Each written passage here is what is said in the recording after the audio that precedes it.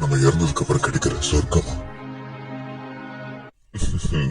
அப்போ சரி, சிகா பயிலுக யாரும் இங்க இல்ல, பண்டிகை கொண்டாடுகளே. அந்த சாம்பார் பயிலுகளோட தொல்லை நீங்க டோபிராமக்கு இல்ல, அதுவே போதும். அவனுக்கு பண்ண வேலைக்கெல்லாம் நீ நரகத்துல அவனுங்க வறுத்து எடுத்துட்டு இருப்பானுங்க.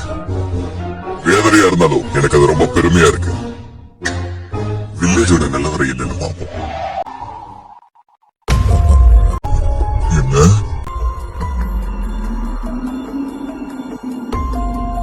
என்ன எழுதுது?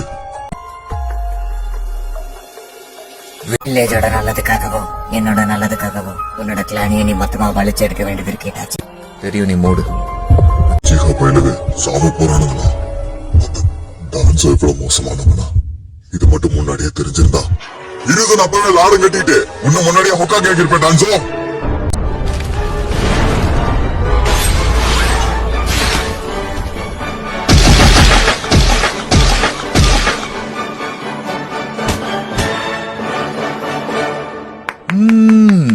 அருமை அருமை அருமை அருமை. ஷோ உண்மையிலே சூப்பரா இருந்தது.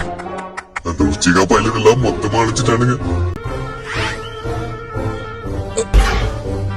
இதுதான் அந்த சொர்க்கமா என்ன? இதுக்கப்புறம் நம்ம எல்லா நாளும் இங்கதான் இருக்க போறோம்னு நினைக்கிறேன். இல்ல